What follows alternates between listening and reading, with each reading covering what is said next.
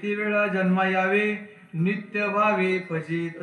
इथून मागच्या 83,99,999 योनीमध्ये तुम्ही फजिती झालेली आहे तुमची. तुम्हाला जन्माला येण्याचंही त्या ठिकाणी माहित नाही, मरायचंही माहित नाही. नवे नवे बाकीच्या सर्व योनी ज्या आहेत ह्या सगळ्या दुःखामध्ये बांधलेल्याच आहेत. पण मनुष्य योनीला थोडं का होईना सुख त्या ठिकाणी मिळतं. सुख पाहता जवा पाडे दुःख पर्वता एवढे धरे धरे आठवण माने संताचे वचन. या संसारामध्ये मनुष्याला काही का होईना थोडंफार प्रमाणात सुख मिळते. बाकीच्या योनींना आमच्या तिकडे एखाद्या गाईला जर एखादं जनावर ते वासरू जर झालं, त्या गाईला झालेलं वासरू त्या ठिकाणी वासरू जन्माला आल्यानंतर त्याच्या गळ्याला दावा बांधायचं, खुटीला गोतवायचं की त्यानं मरस्तवर त्या दाव्याच्या भोवती फिरायचं. एवढं तर राहू द्या, गावरान गायला आमच्या तिकडे थोडं का होईना पण पाय मोकळा करायला सोडते. जर्शीचं जर जनावर त्या ठिकाणी असलं, जर्शीला जर त्या ठिकाणी वासरू झालं ना, त्या जर्शीलाच जागेवर सोडित नाही, त्या वासराला कवा सोडायची. जर्शीला आमच्या तिकडे येऊन बघा, बरेचसे गोठे आहेत, तुम्हाला बऱ्याच गोठे पाहायला मिळाल. आता जर्सी जनावर इकडे तर नसतं का, आहे का वा. ही जर्सी आहे ना, ही मानव निर्मिती, ही संकलित करून माणसानं तयार केलेली जर्सी, ब्रह्मदेवानं तयार केलेली जी आहे ती गावरान गाय आहे महाराज. मी गमतीने सांगत असतो, ज्या माणसाला ब्लड प्रेशरचा त्रास आहे ना, त्याने त्या गावरान गायच्या पाठीवरून सकाळी उठल्याच्या नंतर आहे ना, सकाळच्या पारी गावरान गायच्या पाठीवरून जर हात फिरवला, त्याचा बीपी नॉर्मल येतो. बरोबर आहे, 100%. त्याचा बीपी जागेवरच, त्याला गोळी खायची सुद्धा गरज नाही.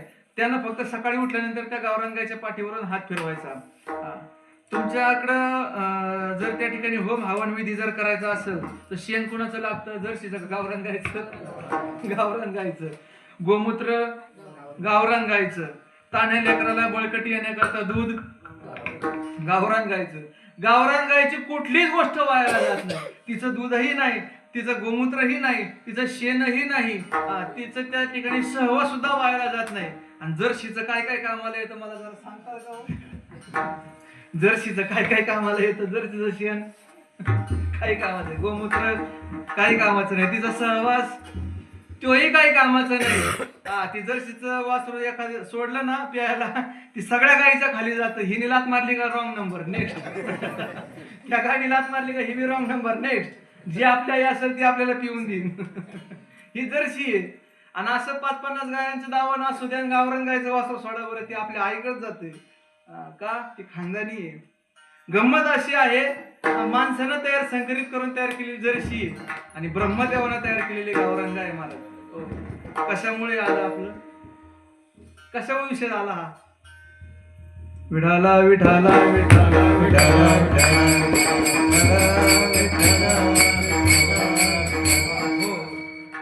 बाकीच्या योनीला किती दुःख हे सांगता सांगता आपण इकडं आलो. हे फाटा फुटला की परत माघारी यायला थोडं जड जात, पण ते जागा यावं लागत आपल्याला. किती फिरलं तरी ते खोट्या भोवतीच फिरावं लागत. बरोबर. बाकीच्या योनीमध्ये त्या ठिकाणी दुःख आहे, पण मनुष्याच्या योनीमध्ये काही का होईना तुम्हाला सुख त्या ठिकाणी प्राप्त होतं महाराज.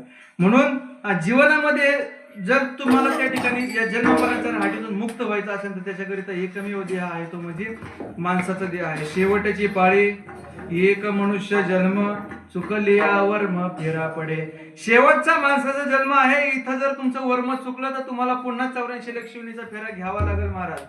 84 लाख शिवणीचा फेरा घेत घेत आज भाग्यानं तुम्ही आपण माणसाच्या देहाला आलेलो आहे. माणसाच्या देहाला आल्याच्या नंतर आम्हाला देवाचं भजन करायचं का नुसतं भोजनच करायचं, ज्याचा त्याने प्रश्न सोडून घ्या. आपल्या पुणे मुंबईला खायसाठी जगायचं का जगायसाठी खायचं, हा प्रश्न लय लोकांना आजही पडलेला आहे. बरोबर. खायसाठी जगायचं का जगायसाठी खायचं, हे लय लोकांना आजही प्रश्न आहे. हे कोड कुणाला अजूनही उलगडलेलं नाहीये महाराज. जगायसाठी खा नाही तर खायासाठी जगा, हे ज्याचा त्याचा प्रश्न आहे. परंतु नुसतं भोजनाचा नाद न करता भजनही केलं पाहिजे महाराज. आणि भजन किती करायचं? माऊली ज्ञानोबा सांगतात, या 8 प्रहरा माझारे मोठके निमिष बरी देत जयसे. बाबा सांगायचे 24 तासाचा दिवस आहे, 8 तास झोप घ्या, 8 तास ड्युटी करा, राहिलेल्या 8 तासापैकी 4 तास तुमच्या कुटुंबाला द्या, 2 तास मनोरंजन करा, पण काहीतरी राहिलेले जे 2 तास आहेत हे 2 तास तरी देवाच्या सेवेकरिता, परमात्म्याच्या भक्ती करता, भजनाकरिता त्या ठिकाणी दिलेच पाहिजे महाराज. हो. हे दिल्यानंतर काय होईल? त्या परमात्म्याच्या भजनाचं तुमच्या आमच्या शरीराला वळण पडेल. आणि एकदा का या शरीराला वळण पडलं की अंतकाळाला आम्हाला त्या मुखामध्ये भगवंताचं नाम आल्यानंतर अंतकाळी ज्याच्या नाम आले मुखा तुका म्हणे सुखा पार नाही. तुकोबराय म्हणतात, अंतकाळाला जर तुम्हाला त्या देवाचं नाम आठवलं तर तुम्ही मोक्ष अवस्थेला आहात. आणि जर अंतकाळाला तुम्हाला बाकीच्या गोष्टी जर आठवल्या तर तुम्हाला त्या योनीला जावं लागेल. जड भरत राजाचं उदाहरण सगळ्यांना माहित आहे. हरणाच्या पाडसाची वासना झाली तर त्या योनीला जाऊन त्या ठिकाणी त्याला दुःख भोगावं लागलं महाराज. मग आपण सुद्धा परमार्थ करतोय, आपणही सत्संग करतोय. हा सत्संग कायम कशा करता करायचा? तर याच्याकरिता करायचा आमच्या बुद्धीचा निश्चय झाला पाहिजे महाराज. बुद्धीचा निश्चय होण्याकरिता परमार्थ करायचा आपल्याला. बुद्धीचा निश्चय होण्याकरिता सत्संग आहे. नाहीतर नुसतं सांगून त्या ठिकाणी जरी तुम्हाला आज सांगितलं, अनुग्रह दिला आणि सद्गुरूंना सांगितलं बाबा देव आणि तू एक आहेस, पण आमचा विश्वास बसतो का? आमच्या बुद्धीचा निश्चय होतो का? बुद्धीचा निश्चय होत नाही महाराज. बुद्धीचा निश्चय सत्संगामध्ये सद्गुरूंच्या सानिध्यामध्ये आल्याच्या नंतरच होतो. म्हणून सत्संगतीला महत्व आहे. नामदेव महाराजांचा अभंग आहे पहा. संत संगतीचे काय सांगू सुख, आपणा पारिखी नाही तेथे. साधू थोर जाणा, साधू थोर जाणा, साधू थोर जाणा कलियुगी. या संत संगतीमध्ये आल्याच्या नंतर, संतांचा सहवास घडल्याच्या नंतर काय प्राप्त होतं? तर तो परमात्मा प्राप्त होत असतो महाराज. आणि या नाशिवंत संसाराच्या जर आम्ही नादाला लागलो तर काय प्राप्त होईल? फक्त दुःख आणि दुःखच प्राप्त होईल महाराज. मी गमतीने एक दृष्टांत सांगत असतो. एकदा भजन करा, विठाला विठाला.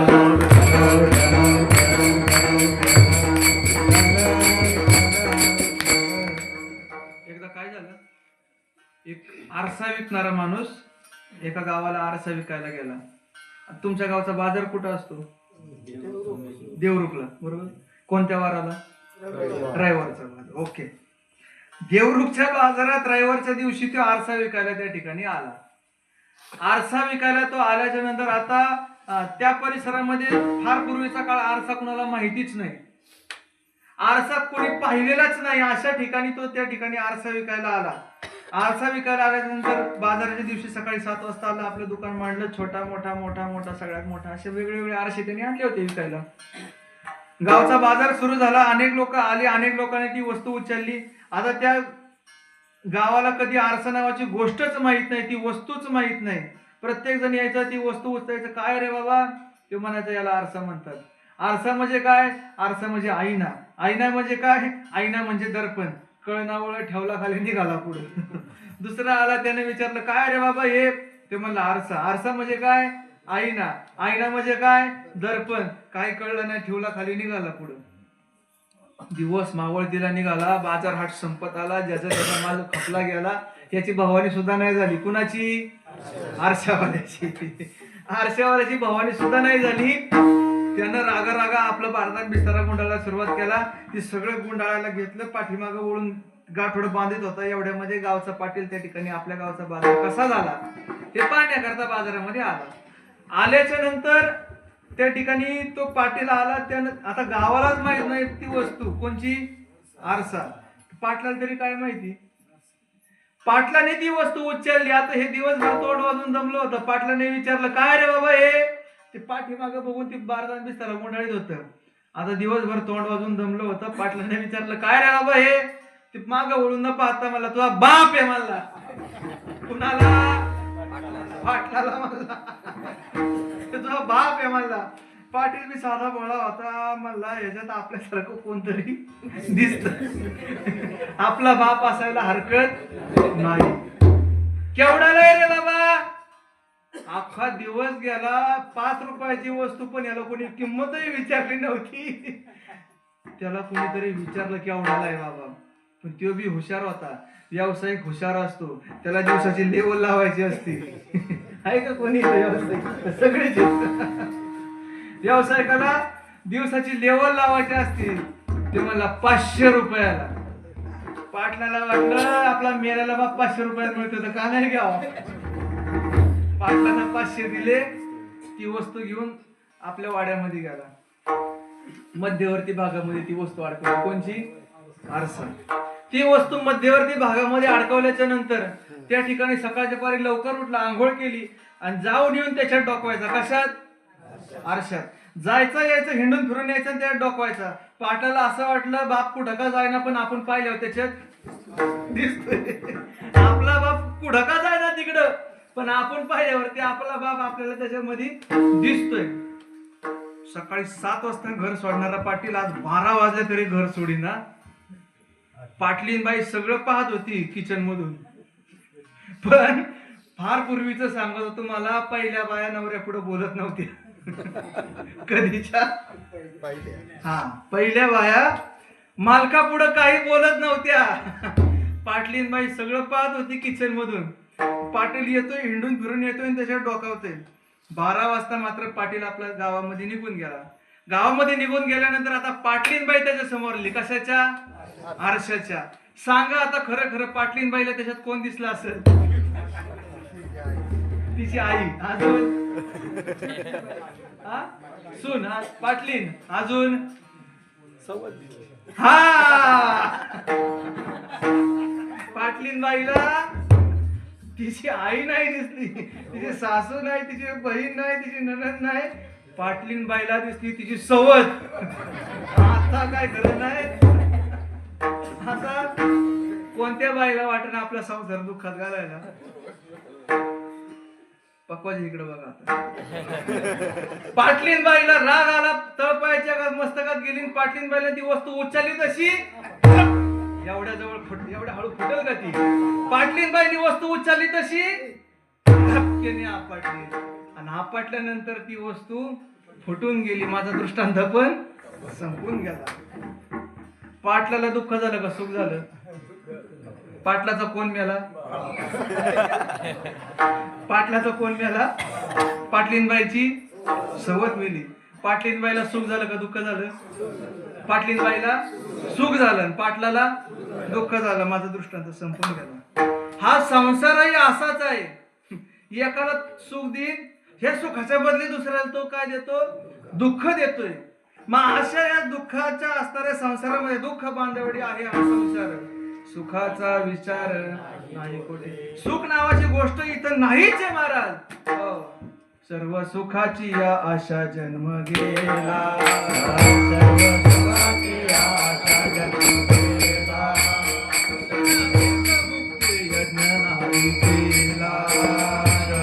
एक मुक्ती यज्ञ नाही केला. हिंडता दिशा शिन पावला. हिंडता दिशा शिन पावला. माया विशीला जीव माझा. माया विशीला जीव माझा. माया विशीला जीव माझा. माया विशीला जीव माझा. खरं खरं सांगा, आजपर्यंत आपला जन्म सुखात गेलाय का सुखाच्या आशेवर? कशा? आजपर्यंत आपला जन्म सुखात चाललाय का सुखाच्या आशेवर? सुखाच्या आशेवर चाललाय. आज कमावलं तर उद्या सुख मिळेल, उद्या कमवलं ना परवा सुख मिळेल, परवाचं 13वा सुख मिळेल. सुखाच्या आशेवरती आपला आजपर्यंतचा जन्म चाललाय. साधू संतांनी सांगून ठेवलं, सर्व सुखाची आशा जन्म गेला. क्षण एक मुक्ती यज्ञ नाही केला.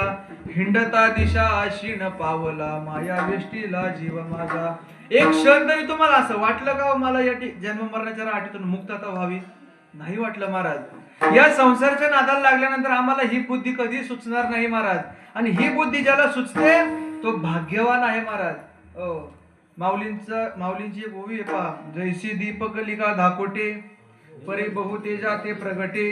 तैशी सद्बुद्धी हे थेकोटे म्हणू नये. जसं एखाद्या दिव्याची एक बारकी ज्योत आहे, ही अख्ख्या जंगलाला आग लावायला पुरेशी आहे ना, तसं मनुष्याच्या बुद्धीमध्ये आलेला एक छोटासा सद्बुद्धीचा विचार का असेना, पण त्याला साधं म्हणायचं नाही महाराज. एखाद्याला जर त्या ठिकाणी वाटलं ना मला माळ घालायची, कोणताही महाराज बघा त्याला फक्त माळ घाला, अनुग्रह द्यायचा, मागं ठेवा पहिलं पण माळ घाला. का? माऊली म्हणते सद्बुद्धी हे थेकोटी. त्याला सद्बुद्धी झाली, परत जर संगत बी घडली, परत जर तो त्याचे विचार जर बदलले तर मरस्तवर परत माळ घालायला येत नाही महाराज. म्हणून एखाद्या साधकाला जरी इच्छा झाली ना, मलाही अनुग्रह मिळावा, मलाही त्या ठिकाणी माळ गळ्यामध्ये तुळशीची माळ असावी, त्याला माऊली म्हणतात ही सद्बुद्धी आहे. आणि ही सद्बुद्धी तुमच्या माझ्या ठिकाणी यावी, तुमच्या माझ्या ठिकाणी सद्बुद्धी येऊन तुमच्या माझ्या जीवनामध्ये समर्थ सद्गुरू प्राप्त व्हावेत आणि त्या समर्थ सद्गुरूंच्या कृपा आशीर्वादानं तुमच्या जवळ असणारा परमात्मा तुम्हाला आपल्याला कळला जातो महाराज. आणि हा परमात्मा कळल्याच्या नंतर आपल्या जवळ असणारी जी आत्मवस्तू आहे, त्या आत्मवस्तूमुळे तुमचं माझं चलनवलन आहे. बरोबर ना? आजपर्यंत आपण जन्माला आल्यापासून आजपर्यंत 5, 10, 15, 20, 50 वर्षापर्यंत जगलो. 50, 60, 70 वर्षापर्यंत आपण जगलोय. आपण आजपर्यंत आत्मा आहे म्हणून जगलोय ना. आत्मा नसता तर आमच्या तिकडे पाहुण्याला फोन केले की 2 तासाच्या आत सगळा पाहुणा गोळा होतो. तिकडे लांब आहे व्हायचं, आमच्याकडे सगळं पाहुणं जवळ आहे. 2 तासात पाहुणा गोळा होतो, 3ऱ्या तासाला वड्याला. आत्माराम आहे म्हणून तुमचं आमचं चलनवलन चालू आहे महाराज. पण आम्ही त्याला ओळखलं का? नाही ओळखलं महाराज. पाण्यावरती शेवाळ वाढतं आणि ते पाण्यालाच झाकून टाकतं. बरोबर? पाण्यावरती शेवाळ वाढतं ते पाण्यालाच झाकून टाकतं. त्या न्यायानं आत्मस्वरूप आहे म्हणून तुमचं माझं आजपर्यंतचा देह चालू आहे. आत्मस्वरूप जर तुमच्या माझ्यामध्ये नसतं तर आजपर्यंत आपला देह जगला नसता महाराज. आत्म्याच्या सत्तेनं देह वाढला, पण त्यानं काय केलं? त्या आत्मस्वरूपालाच झाकून टाकलं महाराज. आणि ते झाकून जी टाकलेली वस्तू आहे, ती झाकून टाकलेली वस्तू तुम्हाला जर पाहायची असेल तर त्याला सद्गुरू पाहिजेत महाराज. शेवाळ आलेलं पाणी आहे, फक्त हाताने बाजूला करायचं, खाली जिवंत पाणी तुम्हाला पिण्याच्या लायकीचं पाणी तुम्हाला त्या ठिकाणी मिळून जाईल. पण कधी? त्या ठिकाणी ते शेवाळ बाजूला करावं लागलं. तसं तुम्हाला मला झालेली जी भ्रांत आहे, ही भ्रांत त्या ठिकाणी बाजूला केल्याच्या नंतर तो आत्मस्वरूप परमात्मा तुम्हाला आपल्याला कळला जातो. निळोबाराय म्हणतात, तुकोबारायांच्या कृपाशीर्वादाने मला तो आत्मस्वरूप परमात्मा कळाला आणि माझ्या जीवनाचं बरं झालं. अभंगाच्या प्रथम चरणामध्ये बरवे झाले बरवे झाले बरवे झाले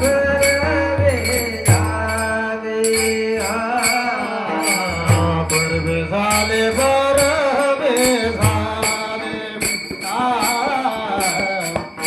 झाले बरवे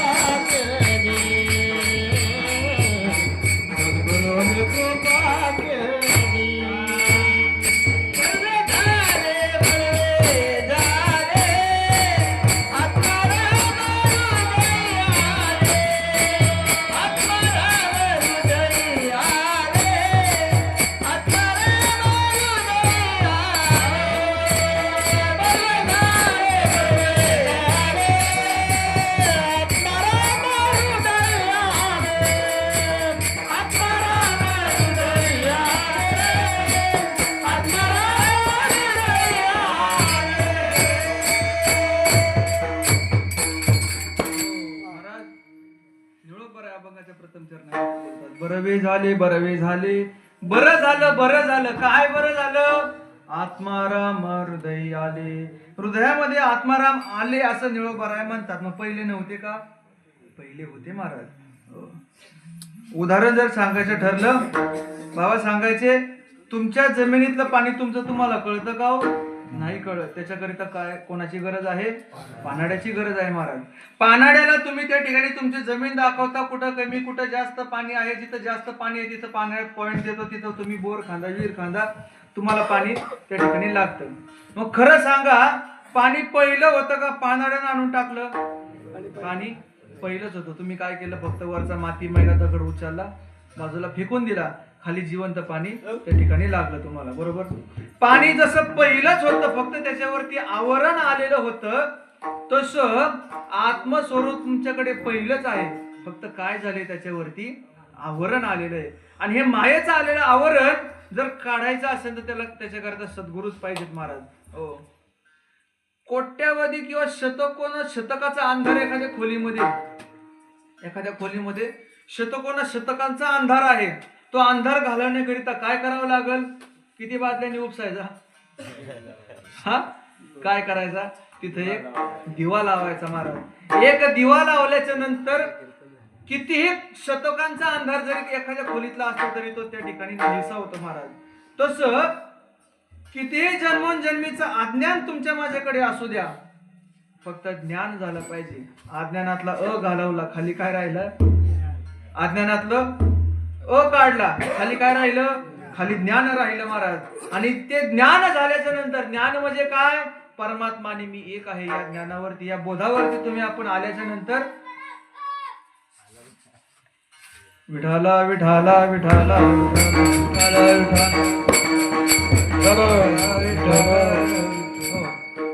या बोधावरती आपण आल्याच्या नंतर खऱ्या अर्थाने आपल्यालाही तो परमात्मा कळला जातो महाराज. म्हणून निळोबराय म्हणतात, बरवे झाले आत्माराम हृदय आले. बरं झालं माझ्या ठिकाणी असणारा आत्माराम, आत्मस्वरूप परमात्मा मला त्या ठिकाणी कळायला गेला. पण तो कळण्याकरिता काही रीती आहेत. आपण व्यवहारामध्ये जशा रीती आहेत, जसं माऊलींनी हरिपाठामध्ये एक रीत सांगून दिली, मंथोणी नवनिता तैसे गे अनंता वाया व्यर्थ कथा सांडी मार्ग. बाबा एक सुंदर उदाहरण सांगायचे म्हणले, पाहुणे तुमच्या जर नांगराचा फाळा मोडला तर त्या ठिकाणी सत्यनारायणाची पूजा घालून जमल का हो? नांगराचा फाळा मोडला तर सत्यनारायण पूजा घालून जमती का? नाही जमायचं महाराज. काय करावं लागल? लवाराकडे न्यावं लागल. ते दोन तुटलेले भाग एकमेकावरती ठेवी, लालबुंद तापवीन, घनाने घाव घालून पुन्हा एक जीव करून पुन्हा तुमच्या हातामध्ये वस्तू देईन. जसं ते तुटलेला फाळ जोडण्याकरिता लोहाराची गरज आहे, तो तुटलेला फाळ तुम्हाला जोडून पुन्हा देतो. तसं देवाचं आणि तुमचं तुटलेलं जे नातं आहे, हे तुटलेलं नातं जोडून देण्याकरिता सद्गुरूंची गरज आहे. विठाला विठाला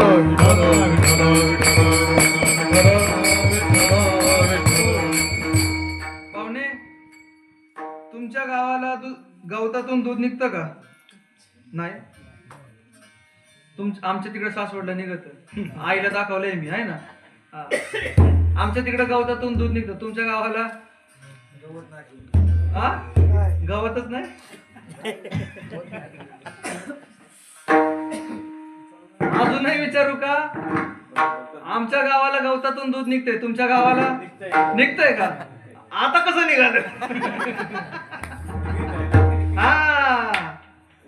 रीत आहे महाराज. त्याला गवतातून दूध निघतं, पण ती गवताची पिंडी गाई पुढं मोकळी करावं लागेल. त्या गाईला खाऊन द्यावं लागेल, तिला रवंत करून द्या. रवंत केल्यानंतर सकाळच्या पारी पिळायला बसा. दुधाची प्राप्ती झाल्याशिवाय राहत नाही. सगळ्या गोष्टीची रीत आहे महाराज.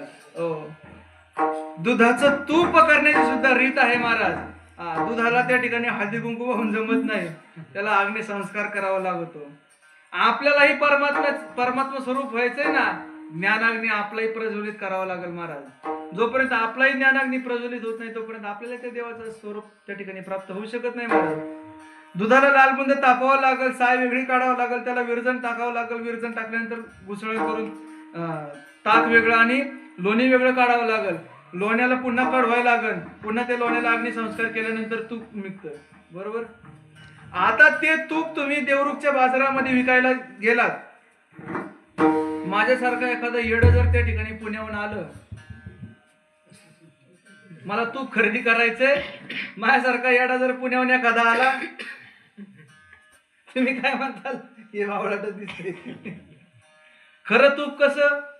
आईनं एखाद्या माझ्या माता माऊलीनं जर घरामध्ये तूप कढवलं, शेजारून चालण्याला सांगावं लागतं का आमच्या घरी तूप केलंय?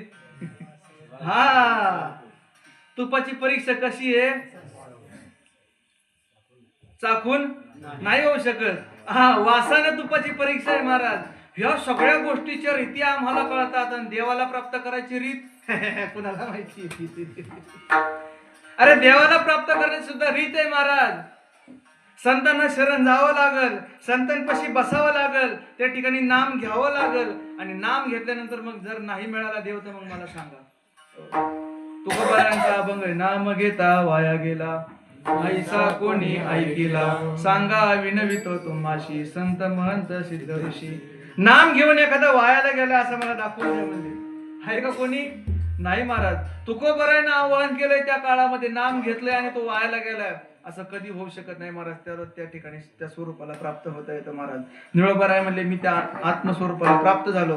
कशामुळे झालो? कोणाच्या कृपेने झालो? अभंगाच्या दुसऱ्या चरणात सद्गुरुनी कृपा केली, सद्गुरुनी कृपा केली, सद्गुरुनी कृपा केली,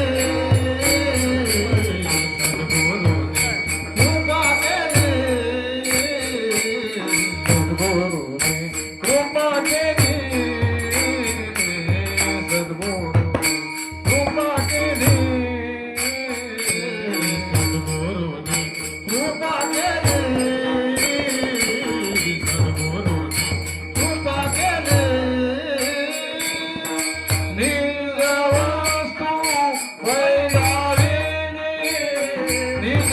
वस्तू वैदाविनी, निज वस्तू वैदाविनी, सद्गुरुनी कृपा केली, सद्गुरुनी कृपा केली. निज वस्तू वैदाविनी, निज वस्तू वैदाविनी, सद्गुरुनी कृपा केली, सद्गुरुनी कृपा केली.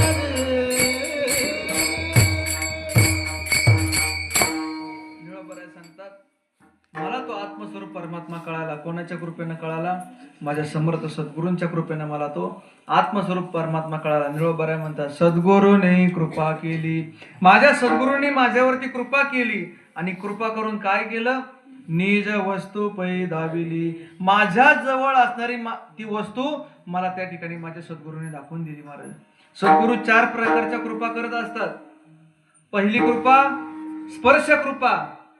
तुकोबाराय सांगतात, लावणीय हात कुरवाळीला माथा, सांगितली चिंता न करावी, ही झाली स्पर्श कृपा. सद्गुरूंचा हात आपल्या मस्तकावरती ठेवल्याच्या नंतर ही सद्गुरू त्या ठिकाणी स्पर्श कृपा तुमच्या माझ्यावरती करीत असतात. हात ठेविला मस्तकी, प्रसाद देवोनी केली सुखी. तुमच्या माझ्या मस्तकावरती हात ठेवल्यानंतर तो तुमच्या माझ्याकरिता सद्गुरू त्या ठिकाणी स्पर्श कृपा करीत असतात. माऊली सांगतात, ज्ञानदेव म्हणे मी चाडे, सद्गुरूने केले कोडे, माथा हात ठेविला पुढे, बीजाची वाहिले. पाभार धरतेत का इकडं? अजून आमच्याकडे ट्रॅक्टर आलाय आता. तिकडं बैलाची का ट्रॅक्टरची? मग आपण जवळच सगळं एकसारखं सगळं. पाभारीवरती चाड्यावरती मूठ धरलेला जो आहे ना, हा शहाणा लागतो. हे मूठ धरणारा जो पाभारी मूठ धरणारा आहे ना, तो येडा गाबाळ असून चालत नाही. मागचं दाणं कसं उगवतील. शहाणा जातीवान शेतकरी लागतो, तो त्या ठिकाणी पाभार त्याच्या हातात द्यावी. मग त्याला तुम्ही बाजरी पेराय द्या, नाही तर भुईमूग पेराय द्या, नाही तर काहीही पेरायला द्या. त्याच्या हातातून सुटणारा दाणा जो आहे ना, हा नीटच उगवला पाहिजे. त्याच्याकरता जातीवानच लागतो बरं का. माऊली सांगतात, ज्ञानदेव म्हणे मी चाडे, माझ्या मस्तकाचं माझ्या सद्गुरूंनी चाड केलं. सद्गुरूंनी केले कोडे, माथा हात ठेविला पुढे, बीजाची वाहिली. त्या ठिकाणी माझ्या मस्तकावरती हात ठेवला, आणि हात ठेवून माझ्या सद्गुरूंनी माझ्यावरती स्पर्श कृपा केली. महाराज, हो, ही झाली पहिली कृपा. दुसरी कृपा शब्द कृपा. साधू शिष्यावरती साधकावरती शब्द कृपा करीत असतात. कानी जे पेरिले, डोळा ते उगवले, व्यापके भरला तोची हरी. कानामध्ये ते ब्रह्म नाम सांगितल्यानंतर ही झाली त्यांची शब्द कृपा. तिसरी कृपा दृष्टी कृपा. कृपा कटाक्षे निहाळिले. माऊली सांगतात, कृपा कटाक्षे निहाळिले, आपुल्या पदे बैसविले, बाप रखमा देवर विठ्ठले, भक्ता दिधले अभयदान. माऊली सांगतात माझ्या सद्गुरूंना कृपा कटाक्षानं माझ्याकडे पाहिलं आणि मला त्यांनी त्या स्वरूपाला निघून पोहोचवलं. ज्या पदाला, ज्या सच्चिदानंद पदावरती माझे सद्गुरू आहेत, त्या सच्चिदानंद पदावरती मलाही नेऊन पोहोचवलं. माऊली सांगतात कृपा कटाक्षे निहाळिले आपुल्या पदे बैसविले. ही झाली तिसरी कृपा, दृष्टी कृपा. आणि चौथी कृपा साधू करतो ती संकल्प कृपा. साधून जर मनामध्ये विचार केला या साधकाचा, या जीवाचा उद्धार झाला पाहिजे, त्या ठिकाणी त्या जीवाचा उद्धार होत असतो. माऊली सांगतात तो जयाकडे वासू पाहि तेऊ ते आनंदाची सृष्टी होय, तो म्हणे ते राहे महाबोधू. जिथं साधू म्हणतो त्या ठिकाणी त्या बोधालाही नांदावं लागतं महाराज. अशा पद्धतीने 4 प्रकारच्या कृपा सद्गुरू त्या ठिकाणी शिष्यावरती करत असतात महाराज. निळोबराज सांगतात माझ्यावरतीही त्या ठिकाणी ह्या कृपा माझ्या सद्गुरूंनी केल्या. सद्गुरूने कृपा केली निज वस्तू पैदाविली. माझ्या जवळ असणारी निज वस्तू माझ्या सद्गुरूंनी मला दाखवून दिली. आणि दाखवून दिल्याच्या नंतर त्या ठिकाणी माझ्यामध्ये परिणाम असा झाला की मला ज्या ज्या ठिकाणी पाहिजे त्या ठिकाणी तो परमात्माच दिसू लागला. अभंगाच्या 3ऱ्या चरणात आनंद